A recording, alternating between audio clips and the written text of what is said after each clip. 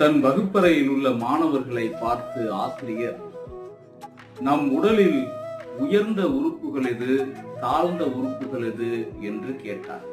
மாணவர்கள் இதயம், நுரையீரல், கல்லீரல் போன்றவை உயர்ந்த உறுப்புகள், சிறுநீரகம், மலக்குடல் போன்றவை தாழ்ந்த உறுப்புகள் என்றனர்.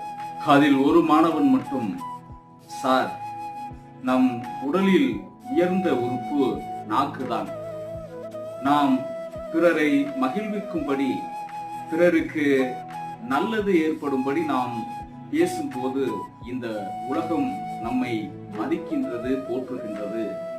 அதே சமயம் இந்த நாக்கால் பிறர் மனம் புண்படும்படி நாம் பேசும்போது உலகம் நம்மை கெட்டவன் என்று தூற்றுகிறது, ஏசுகிறது. எனவே ஒரு மனிதரை நல்லவனாக்குவதும்